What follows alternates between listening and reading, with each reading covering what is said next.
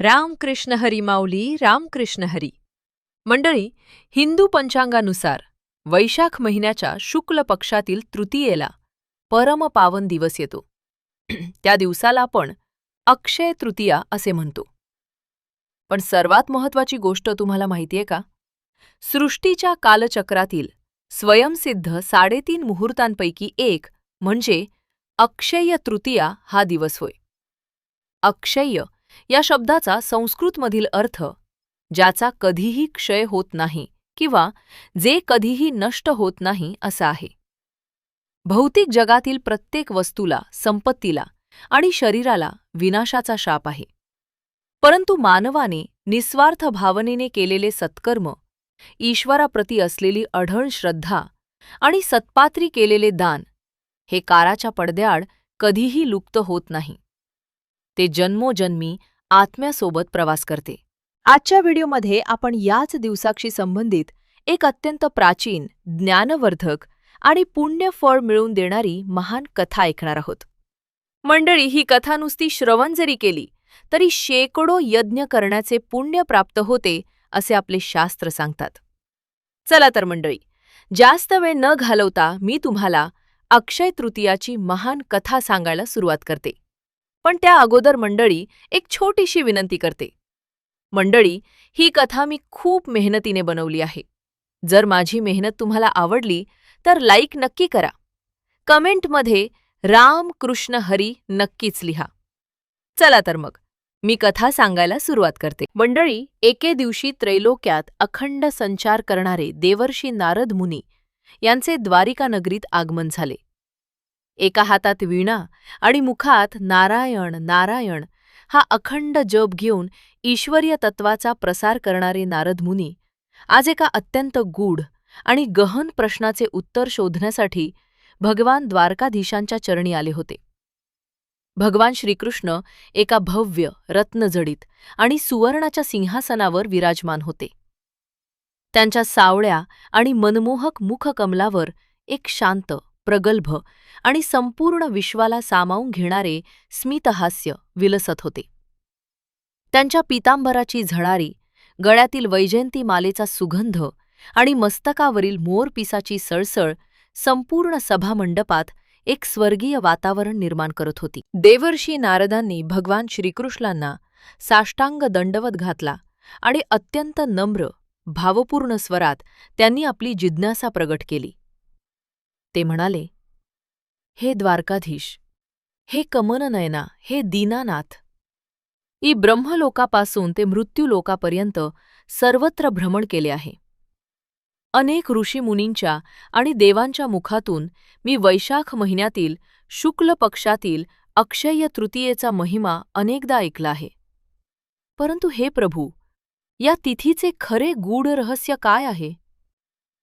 मी असे ऐकले आहे की या तिथीला जे काही दान दिले जाते ते कधीही क्षीण होत नाही. परंतु मानवी जीवनात या तिथीचे आणि या दिवशी केलेल्या दानाचे प्रत्यक्ष फळ कसे प्राप्त होते?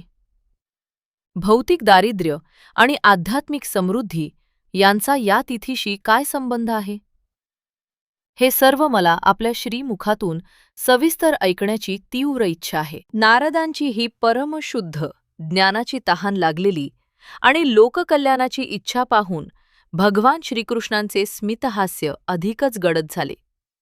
त्यांनी आपला उजवा हात उंचावून नारदांना आशीर्वाद दिला आणि आपल्या परंतु अत्यंत मधुर आणि सांत्वनपर आवाजात ते सांगू लागले, हे देवर्षी, तुझा प्रश्न केवळ तुझ्या एकाच्या ज्ञानासाठी नसून येणाऱ्या अनंत काळातील संपूर्ण मानवजातीच्या कल्याणासाठी आणि मोक्षासाठी आहे.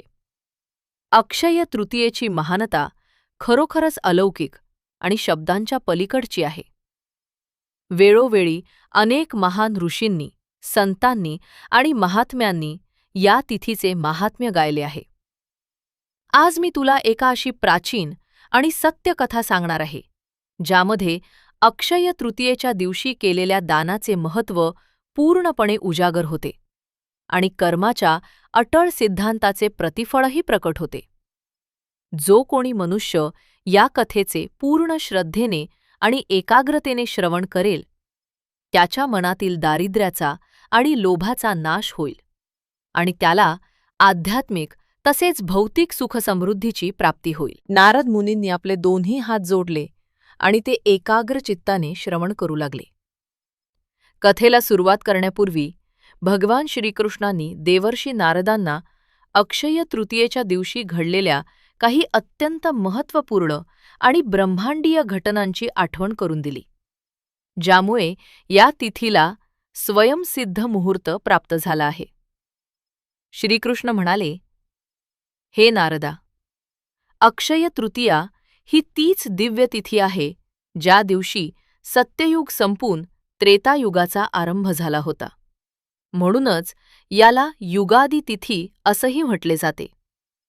काळाच्या चक्राने एक नवीन वळण घेतले आणि पृथ्वीवर सत्य, धर्म आणि मर्यादा यांची नव्याने स्थापना झाली. याच मंगलमय दिवशी भगवान विष्णूंचा 6वा अवतार शूरवीर आणि चिरंजीवी भगवान परशुराम यांचा जन्म झाला होता.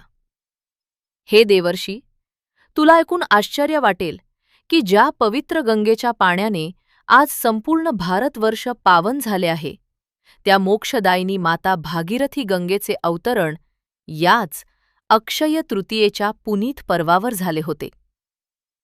या पौराणिक वारशाचे महत्त्व समजावून सांगितल्यानंतर भगवान श्रीकृष्णांनी मुख्य कथेला प्रारंभ केला. हे देवर्षी, प्राचीन काळी आर्यावर्ताच्या दक्षिण-पूर्व दिशेला एक अत्यंत निसर्गरम्य आणि प्रगत राज्य होते, ज्याचे नाव होते मत्स्यपूर.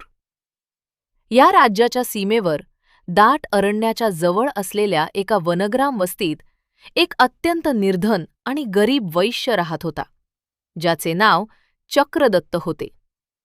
वैश्यकुळात जन्म घेऊनही त्याच्या नशिबात व्यापाराचे किंवा पैशाचे कोणतेही सुख नव्हते. नियतीने त्याच्या वाट्याला अत्यंत कठोर दारिद्र्य आणि गरिबी दिली होती. चक्रदत्त आपल्या सुनंदा नावाच्या पत्नीसोबत एका छोट्याशा, जीर्ण झालेल्या आणि कुडाच्या झोपडीत राहत होता. चक्रदत्त अत्यंत सात्विक, शांत, क्षमाशील आणि देवभोळ्या वृत्तीचा माणूस होता. अंगावर घालण्यासाठी नीट वस्त्र नव्हते. 2 वेळच्या अन्नाची भ्रांत होती. थंडीत कुडकुडत झोपावे लागत असे. तरीही त्याच्या मुखावर कधीही ईश्वराविषयी कोणतीही तक्रार किंवा संताप नसायचा. गरिबीने त्याचे शरीर कृश्य केले होते, पण त्याचा आत्मा अत्यंत बलवान होता. तो दिवसभर रानात लाकडे तोडण्याचे किंवा इतरांच्या शेतात छोटी मोठी मजुरी करण्याचे काम करत असे. दिवसभराच्या हाडं गोठवणाऱ्या कष्टानंतर जे काही थोडेफार अन्न मिळे, त्यात तो परमेश्वराचे आभार मानून समाधान मानत असे. परंतु त्याच्या ह्या सात्विक स्वभावाच्या अगदी विरुद्ध त्याची पत्नी सुनंदा होती.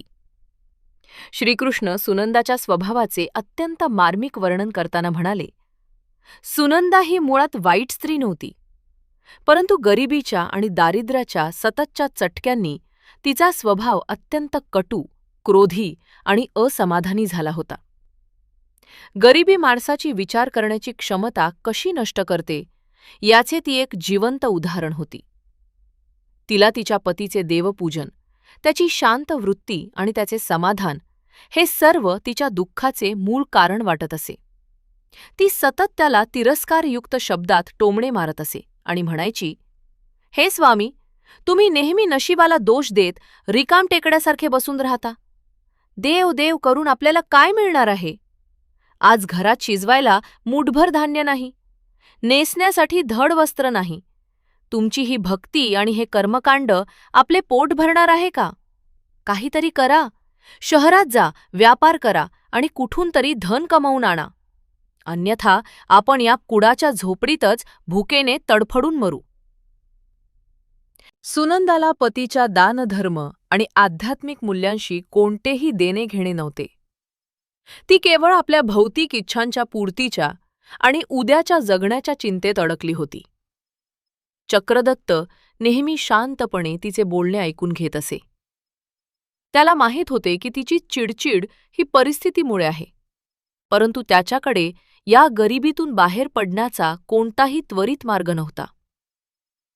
तरीही त्याचा ईश्वरावरील आणि सत्कर्मावरील विश्वास तीळमात्रही कमी झाला नव्हता. दिवस असेच कष्टात आणि दुःखात लोटत होते. एक दिवस मत्स्यपूरच्या त्या वनग्रामात एका महान ज्ञानी आणि तेजस्वी तपस्वी साधूचे आगमन झाले. त्यांचे नाव विप्रदेव होते. त्यांच्या मुखावर एक अलौकिक तेज होते. जणू हजारो सूर्यांची प्रभा त्यांच्या मस्तकाभोवती फिरत होती. ते गावोगावी नगरनगर भ्रमण करून लोकांना परोपकार, धर्म, नीती आणि दानाचे महत्त्व समजावून सांगत असत. जेव्हा चक्रदत्तला समजले की गावात एक महान साधू आले आहेत, तेव्हा त्याच्या अंतःकरणातील भक्ती उफाळून आली. तो आपली सर्व कामे सोडून त्यांच्या दर्शनासाठी धावत गेला. साधू विप्रदेव एका वडाच्या महावृक्षाखाली ध्यानस्थ बसले होते. चक्रदत्त त्यांच्या जवळ गेला आणि अत्यंत नम्रपणे दोही हात जोडून त्यांच्या चरणांवर नतमस्तक झाला. त्याच्या फाटक्या वस्त्रांकडे आणि कृश्य शरीराकडे पाहूनच त्याची दयनीय अवस्था कोणालाही समजली असती. साधू विप्रदेवांनी आपले डोळे उघडले.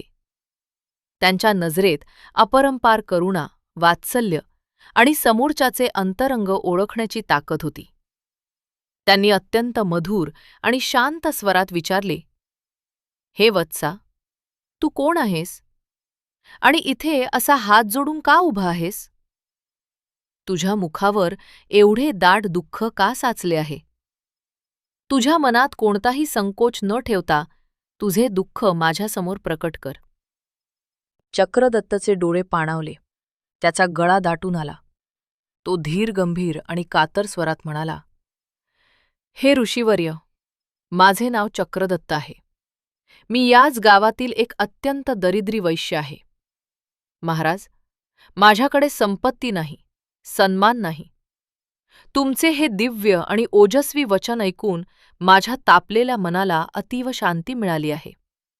परंतु मी इतका गरीब आहे की तुमचे स्वागत करण्यासाठी किंवा तुम्हाला सत्कार म्हणून अर्पण करण्यासाठी माझ्याकडे कणभरही अन्न नाही. मला याच गोष्टीची खंत वाटते की मी दातृत्व करण्यासाठी असमर्थ आहे." चक्रदत्तचे हे निखळ, निष्पाप आणि भक्तीने ओतप्रोत भरलेले शब्द ऐकून विप्रदेवांचे हृदय द्रवले. त्यांनी प्रेमाने आपला हात चक्रदत्तच्या पाठीवर ठेवला आणि एका महान तत्त्वज्ञानाचा उलगडा केला. ते म्हणाले, "हे वत्सा, रडू नकोस. दान हे केवळ धन, धान्य, वस्त्र किंवा आभूषणांचेच असते हा मानवाचा गैरसमज आहे. ज्याच्याकडे देण्यासाठी भौतिक वस्तू काहीही नाही, पण ज्याच्या हृदयात प्रेमाचा, श्रद्धेचा आणि समर्पणाचा भाव आहे, तो भावही साक्षात परमेश्वराला पोहोचतो. दानामध्ये वस्तूचे मूल्य पाहिले जात नाही, तर देणाऱ्याची वृत्ती, त्याचा त्याग आणि त्याचा शुद्ध हेतू पाहिला जातो. खऱ्या निष्ठेने आणि अंतःकरणापासून दिलेले एक तुळशीचे पान किंवा पाण्याचा एक थेंबही परमेश्वराला संतुष्ट करू शकतो. वत्सा, तू अक्षय्य तृतीयेच्या महात्म्याविषयी कधी काही ऐकले आहेस का?" चक्रदत्तने अत्यंत निरागसपणे नकारार्थी मान हलवली आणि म्हणाला, "नाही मुनिवर्य, या अज्ञानी जीवाला अशा कोणत्याही पवित्र तिथीचे ज्ञान नाही. मी केवळ जगण्याच्या संघर्षात अडकलो आहे. कृपा करून आपणच माझ्यावर अनुग्रह करा आणि मला या अक्षय्य तृतीयेचे रहस्य आणि महत्त्व समजावून सांगा." साधू विप्रदेव आता एका गंभीर आणि तत्त्वज्ञानात्मक मुद्रेत आले. त्यांनी चक्रदत्तला त्या अत्यंत पवित्र तिथीचे सविस्तर वर्णन करण्यास सुरुवात केली. "हे वत्सा चक्रदत्त, लक्ष देऊन ऐक. अक्षय्य तृतीयेच्या दिवशी भगवान विष्णूंची आणि माता लक्ष्मीची आराधना विशेष पुण्यकारी मानली गेली आहे. या दिवशी जे काही दान दिले जाते ते कधीही क्षीण होत नाही. ग्रीष्म ऋतूचा तो प्रखर काळ असतो. त्यामुळे या दिवशी पाण्याने भरलेला माठ उदकुंभ दान करणे हे अत्यंत श्रेष्ठ मानले जाते. जो मनुष्य या दिवशी तहानलेल्यांना पाणी पाजतो त्याला जीवनभर शीतलता आणि सुख प्राप्त होते. अन्नदान केल्याने मनुष्य पुढील जन्मोजन्मी कधीही अन्नहीन होत नाही. जो वस्त्र देतो त्याचे तन कधीही दुःखाने थरथरत नाही. आणि जो मीठ किंवा सुवर्ण दान करतो तो स्वतः सुवर्णासारखा तेजस्वी बनतो. वत्सा, दान करण्यासाठी विपुल संपत्ती आवश्यक नाही. दान ही हृदयाची परीक्षा आहे. जर तुझ्याकडे केवळ एक मुठभर तांदूळ आणि एक चुटकीभर मीठ असेल आणि ते तू निखळ प्रेमाने गरजूला अर्पण केलेस, तर त्या दानाचे फळ एखाद्या मोठ्या राजाने केलेल्या सुवर्णदानापेक्षाही अधिक असू शकते. लोभ आणि संग्रह मानवाला दरिद्री बनवतो, तर त्याग आणि परोपकार त्याला देवत्व प्रदान करतो. या दिवशी पाण्याचा माठ, थंड पाणी किंवा सरबत दान केल्याने पितरांना सद्गती मिळते, पितृदोष दूर होतो आणि जीवनात शीतलता येते. सातू, गहू, तांदूळ, गूळ किंवा शिजवलेले अन्न गरजूला दिल्याने अनंत जन्मांपर्यंत अन्नाची कमतरता भासत नाही. सर्व पापातून मुक्ती मिळते. उन्हाळ्याच्या दिवसात छत्री, जोडे किंवा सुती वस्त्रे दान केल्याने जीवनातील शारीरिक कष्ट कमी होतात आणि ईश्वराची अखंड कृपा राहते. क्षमतेनुसार मीठ किंवा सोन्याचे दान केल्याने जीवन सुवर्णासारखे तेजस्वी बनते आणि अक्षय्य संपत्तीची प्राप्ती होते. विप्रदेवांचे हे शब्द ऐकून चक्रदत्तचा रोम रोम पुलकित झाला. वत्सा, जर आज तू ही संधी गमावलीस तर न जाणो किती जन्मांपर्यंत ही पुण्याची संधी परत मिळणार नाही. तुझ्याकडे जे काही थोडेफार आहे ते श्रद्धेने दान करण्याचे साहस कर. हे दान तुझे हे दारिद्र्य तर दूर करेलच, पण तुला राजयोग आणि मोक्षाचा मार्गही खुला करेल, असे विप्रदेव अत्यंत ममतापूर्ण स्वरात म्हणाले. चक्रदत्त नतमस्तक झाला. त्याच्या हृदयात संकल्पाचे बीज अंकुरले होते. त्याने ठरवले की येत्या अक्षय्य तृतीयेला तो नक्की काहीतरी दान करेल. साधू विप्रदेवांकडून मिळालेल्या उपदेशामुळे चक्रदत्तच्या मनात दानाचा अत्यंत पवित्र आणि ठाम संकल्प जागा झाला. त्याच्या मनातील अज्ञानाचा आणि निराशेचा अंधार पूर्णपणे नष्ट झाला होता. एका वेगळ्याच आध्यात्मिक ऊर्जेने तो भारून गेला होता. परंतु जसा तो आपल्या कुडाच्या झोपडीत परतला तसे त्याला वास्तवाची जाणीव झाली. त्याला माहीत होते की त्याची पत्नी सुनंदा या निर्णयाला कदापि मान्यता देणार नाही. तरीही त्याने अत्यंत उत्साहाने आणि आनंदाने सुनंदाला विप्रदेवांनी सांगितलेले अक्षय्य तृतीयेचे महात्म्य ऐकवण्यास सुरुवात केली. तो म्हणाला, हे प्रिये, आज मला जीवनाचे एक मोठे सत्य समजले आहे. आपण जे हे भयंकर दारिद्र्य भोगत आहोत ते आपल्याच पूर्वकर्मांचे फळ आहे. पण आता मला यातून बाहेर पडण्याचा आणि ईश्वराची कृपा प्राप्त करण्याचा मार्ग सापडला आहे. येत्या अक्षय्य तृतीयेच्या दिवशी आपण आपल्या घरात जे काही थोडेफार अन्न आणि मीठ उरले आहे ते गरजूंना दान करू. साधू महाराजांनी सांगितले आहे की या दिवशी केलेले दान कधीही वाया जात नाही. ते जन्मोजन्मी अक्षय्य फळ देते. हे ऐकताच सुनंदाच्या क्रोधाचा ज्वालामुखी फुटला. ती कर्कश आणि उग्र आवाजात ओरडली, हे स्वामी, तुमची बुद्धी खरोखरच भ्रष्ट झाली आहे का? तुम्हाला आपल्या या भयंकर गरिबीचा काहीही विसर पडला आहे का? घरात उद्याच्या दिवसासाठी खायला कणभर अन्न नाहीये आणि तुम्ही जगाला दान वाटायला निघाला आहात? हे कसले ढोंग आणि हा कसला न्याय? आपण स्वतःच इथे भुकेने मरत आहोत आणि तुम्ही त्या भोंदू साधूंच्या नादाला लागून उरल्या सुरल्या अन्नाची राख रांगोळी करायला निघाला आहात?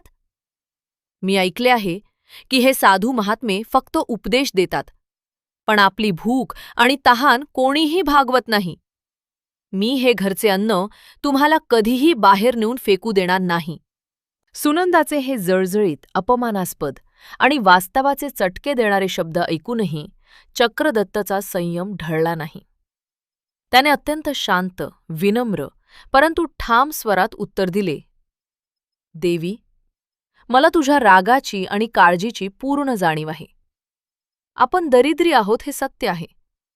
परंतु गरिबी ही आपल्या कर्माची शिक्षा आहे आणि दान हा त्या शिक्षेतून मुक्त होण्याचा एकमेव मार्ग आहे. जन्मभर आपण या पोटाची खळगी भरण्यासाठी धडपडतच आहोत.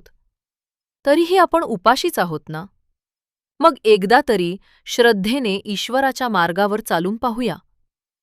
जर आपल्याला एक दिवस उपाशी राहावे लागले, तरीही मी मागे हटणार नाही. मी संकल्प घेतला आहे आणि तो मी पूर्ण करणारच. सुनंदाने प्रचंड आरडाओरड केली, शंख केला. पण चक्रदत्तने आपला निश्चय बदलला नाही. त्याच्या अंतःकरणात सात्विकतेचा जो दीप प्रज्वलित झाला होता, तो सुनंदाच्या क्रोधाच्या वादळाने विझणार नव्हता. भगवान श्रीकृष्ण देवर्षी नारदांना कथा पुढे सांगताना म्हणाले, हे देवर्षी. आणि मग तो पवित्र आणि बहुप्रतीक्षित दिवस उंबरठ्यावर आला. वैशाख महिन्याची ती शुक्ल पक्षाची तृतीया, अक्षय्य तृतीया. निसर्गाच्या कणाकणात एक वेगळेच पावित्र्य भरून राहिले होते. चक्रदत्त सूर्योदयापूर्वीच उठला. त्याने जवळच्या नदीवर जाऊन पवित्र स्नान केले आणि सूर्याला अर्घ्य दिले. झोपडीत परतल्यानंतर त्याने भगवान श्री विष्णूंचे मनोमन स्मरण केले. घरात एका कोपऱ्यात असलेल्या एका जीर्ण मडक्यात थोडेसे धान्य, तांदूळ आणि थोडेसे मीठ उरले होते. तेच त्यांच्या उद्याच्या जेवणाची एकमेव सोय होती. चक्रदत्तने अत्यंत भक्तिभावाने त्यातून एक मूठभर धान्य आणि चिमूटभर मीठ काढले व एका स्वच्छ पानामध्ये त्याची छोटीशी पोटली बांधली. तो आकाशाकडे पाहत मनोमन म्हणाला, हे जगतपालका, हे श्रीहरी, मला क्षमा करा. माझ्याकडे तुम्हाला किंवा तुमच्या लेकरांना अर्पण करण्यासाठी कोणतीही समृद्ध सामग्री नाही. पण माझ्या घामातून आणि कष्टातून मिळालेले हे थोडेसे अन्न आणि मीठ मी माझ्या पूर्ण श्रद्धेने आणि शुद्ध भावनेने अर्पण करत आहे. प्रभू, माझा हा अल्पसा नैवेद्य स्वीकार करा आणि मला कृतार्थ करा. जेव्हा सुनंदाने पाहिले की तिचा नवरा खरोखरच घरातील उरले-सुरले अन्न घेऊन दान करण्यासाठी बाहेर पडत आहे, तेव्हा तिचा क्रोध अनावर झाला. ती पागलासारखी त्याच्या मागे धावली आणि रस्त्यावरच त्याला शिव्या शाप देऊ लागली. थांबा, अरे मूर्खा, काय करतोयस तू? तू माझ्या तोंडाचा घास काढून नेतोयस. आपण दोघेही भुकेने तडफडून मरू. परंतु चक्रदत्त आता एका वेगळ्याच आध्यात्मिक अवस्थेत पोहोचला होता. त्याने तिचे शब्द अनसुने केले आणि तो शांतपणे गावाच्या चौकाकडे चालत राहिला. तिथे काही असहाय्य, भुकेले आणि दरिद्री भिक्षुक बसले होते. चक्रदत्तने अत्यंत आदराने, जणू काही साक्षात नारायणाची पूजा करत असल्याच्या भावनेने ते अन्न आणि मीठ त्या भिक्षुकांना वाटून दिले. त्याने हात जोडून प्रार्थना केली, हे भगवन, या पुण्य दिवसावर मी माझ्या क्षमतेनुसार हे अन्न आणि मीठ तुम्हाला अर्पित करत आहे. कृपया याचा स्वीकार करा. जेव्हा त्याने ते अन्न दान केले, तेव्हा त्या भिक्षुकांच्या डोळ्यातून आनंदाश्रू तरळले. त्यांनी आपले हात उंचावून चक्रदत्तला भरभरून आशीर्वाद दिले. हे दात्या, तुझे कल्याण असो. तुला सदैव सुख, शांती आणि समृद्धी मिळो. त्या क्षणी चक्रदत्तच्याही डोळ्यातून अश्रूंच्या धारा वाहू लागल्या. ते अश्रू दुःखाचे नव्हते, तर ते एका सर्वोच्च समाधानाचे आणि दानाच्या सुखाचे अश्रू होते. त्याचे पोट रिकामे होते. त्याच्याजवळ भौतिक संपत्ती काहीच नव्हती. पण त्या क्षणी त्याला जणू त्रैलोक्याचे ऐश्वर्य प्राप्त झाल्याचा अनिर्वचनीय आनंद मिळत होता. हे नारदा, श्रीकृष्ण पुढे म्हणाले, दान करून जेव्हा चक्रदत्त घरी परतला, तेव्हा सुनंदाने त्याच्याशी बोलणे कायमचे सोडून दिले. ती सतत उदास, चिडचिड करणारी आणि कुढत राहणारी स्त्री बनली. तिला वाटले की आता आपला नवरा पूर्णपणे वेडा झाला आहे आणि आपले उरले-सुरले जीवनही संपले आहे. पुढील काही काळ त्यांना खरोखरच मोठी आर्थिक ओढाताण आणि गरिबी सहन करावी लागली. अन्नासाठी वणवण भटकावे लागले. परंतु आश्चर्याची गोष्ट म्हणजे चक्रदत्तच्या चेहऱ्यावरील ती शांतता आणि ते तेज तसूभरही कमी झाले नाही. तो उपाशी झोपत असे, पण समाधानाने. त्याला ठाऊक होते की त्याने अक्षय्य तृतीयेच्या दिवशी जो संकल्प पूर्ण केला आहे तो व्यर्थ जाणार नाही. अशा प्रकारे ईश्वर भक्तीत आणि सात्विकतेत काळ व्यतीत करत असताना चक्रदत्तला वृद्धावस्था आली. एके दिवशी तो अस्वस्थ झाला आणि अत्यंत शांतपणे त्याने आपला देह ठेवला. मरणसमयी त्याच्या ओठांवर नारायणाचे नाव होते आणि चेहऱ्यावर एक दिव्य हास्य होते. दुसरीकडे सुनंदा मात्र आयुष्यभर असमाधान, लोभ आणि क्रोध यातच जळत राहिली आणि त्याच कुढत असलेल्या अवस्थेत तिचाही अंत झाला. भगवान श्रीकृष्णांनी आपल्या डोळ्यातील गूढ भाव लपवत नारदांकडे पाहिले आणि कथेचे पुढचे रहस्य उलगडले. हे देवर्षी, मानवी शरीर नष्ट होते, पण त्याने केलेले कर्म आणि त्याचा आत्मा अमर असतो. चक्रदत्तने अक्षय तृतीयेच्या त्या एका शुभ मुहूर्तावर अत्यंत कठीण परिस्थितीतही जे निखळ श्रद्धेने आणि निस्वार्थ भावनेने मुठभर धान्य आणि मिठाचे दान केले होते, ते परमेश्वराच्या दरबारात अक्षय्य म्हणून नोंदवले गेले होते. परमात्म्याच्या अपार कृपेने आणि अक्षय तृतीयेच्या पुण्यप्रतापाने तो दरिद्री वैश्य चक्रदत्त पुढील जन्मात एका प्रतापी राजाच्या रूपात जन्माला आला. देवगणांच्या प्रेरणेने त्याने कुशावती, ज्याला पुढे सुवर्णपूर म्हटले गेले, या महान आणि वैभवशाली नगरीचे राज्य सांभाळले. या जन्मात त्याचे नाव होते राजा धर्मकेतू. बालपणापासूनच धर्मकेतूच्या अंगी दया, दान, धर्म आणि सत्याचे गुण परिपूर्ण होते. त्याचे पिताश्री त्याला राज्य सोपवताना म्हणाले होते, पुत्र, धर्मपूर्वक राज्याचे पालन कर आणि परोपकाराच्या मार्गावरून कधीही विचलित होऊ नकोस. राजा धर्मकेतूने आपल्या राज्याला सुजलाम सुफलाम केले. त्याच्या राज्यात गरिबांना अन्न, वस्त्र, धन आणि शिक्षणाचे साधन मुबलक उपलब्ध होते. विशेष म्हणजे दरवर्षी वैशाख महिन्यातील शुक्ल पक्षाच्या अक्षय्य तृतीयेला तो राजा एका भव्य महोत्सवाचे आयोजन करत असे. या दिवशी तो स्वतः आपल्या हातांनी हजारो गरिबांना आणि असहाय्य लोकांना सुवर्ण, वस्त्रे, अन्न, जल आणि मिठाचे प्रचंड दान करत असे. त्याच्या या दातृत्वामुळे त्याची कीर्ती दशदिशांना पसरली होती. श्रीकृष्णांच्या आवाजात आता एक वेगळेच गांभीर्य आले. परंतु नारदा, ज्याप्रमाणे सत्कर्माचे फळ मिळते त्याचप्रमाणे दुष्कर्माचे आणि लोभाचे फळही भोगावेच लागते. कर्माचा नियम निसर्गात कोणासाठीही बदलत नाही. उलटपक्षी ज्या सुनंदाने आपल्या पूर्वजन्मात दानाचा अत्यंत घोर विरोध केला होता, जिने केवळ स्वतःच्या पोटाचा आणि स्वार्थाचा विचार केला होता, तिच्या त्या लोभी आणि क्रोधी स्वभावामुळे तिला पुढील जन्म अत्यंत दीनहीन, दरिद्री आणि लाचार अवस्थेत मिळाला. या नवीन जन्मात ती एका अत्यंत गरीब आणि उपेक्षित कुटुंबात जन्माला आली. तिचे नाव ठेवण्यात आले अल्पसुता, म्हणजे जिला अत्यंत कमी सुख मिळाले आहे अशी. लहानपणापासूनच तिला दारिद्र्याचे आणि संघर्षाचे चटके सहन करावे लागले. तिला कधीही पोटभर अन्न मिळाले नाही. नियतीचा खेळ पहा कसा असतो नारदा. काळानुरूप भटकत भटकत ही अल्पसुता त्याच सुवर्णपूर नगरीत येऊन पोचली, जिचा राजा तिचा पूर्वजन्माचा पती धर्मकेतू होता. आपल्या चरितार्थासाठी तिला राजा धर्मकेतूच्या भव्य राजवाड्यात एका अत्यंत सामान्य दासीचे काम करावे लागले.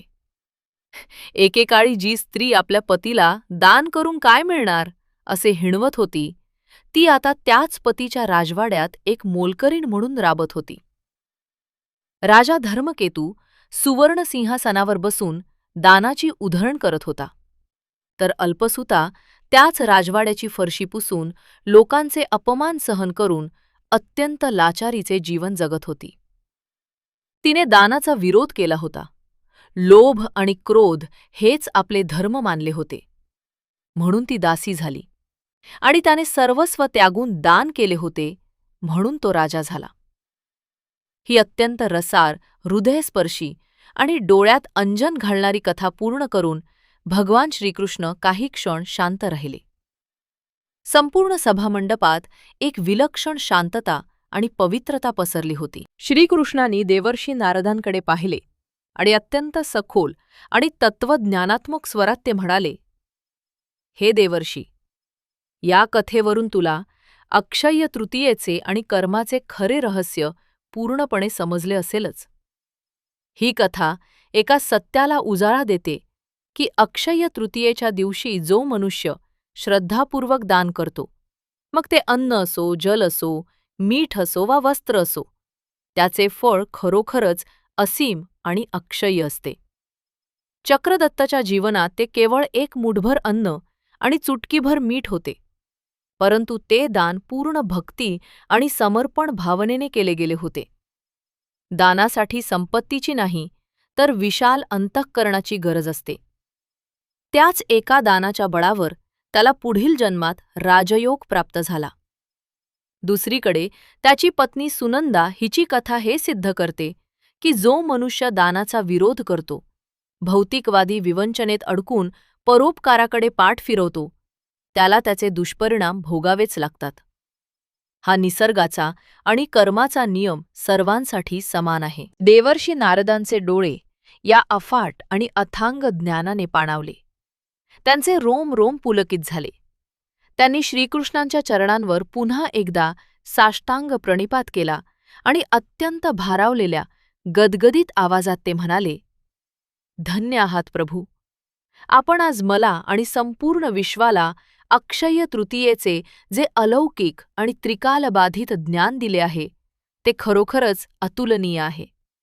मी ही मंगलमय आणि पावन कथा त्रैलोक्यातील प्रत्येक प्राण्यापर्यंत पोहोचवेन आणि तिचा प्रचार करेन, जेणेकरून अधिकाधिक लोक अक्षय्य तृतीयेवर दानाचे महत्त्व समजू शकतील आणि यातून पुण्यलाभ उठवून मोक्षाच्या मार्गावर मार्गक्रमण करतील. भगवान श्रीकृष्णांच्या मुखावरील स्मितहास्य अधिकच खुलून आले. त्यांनी आकाशाच्या दिशेने हात उंचावून देवर्षी नारदांना आणि संपूर्ण मानवजातीला आशीर्वाद दिला. तथास्तु, हे देवर्षी. मानव मात्र या दिव्य फळाचा अधिकारी होवो आणि सर्वांचे कल्याण असो. तर मंडळी, तुम्हाला ही कथा कशी वाटली कमेंट करून नक्की सांगा. व्हिडिओ आवडला असेल तर लाईक नक्की करा आणि कमेंटमध्ये जय श्रीकृष्ण लिहायला विसरू नका. धन्यवाद.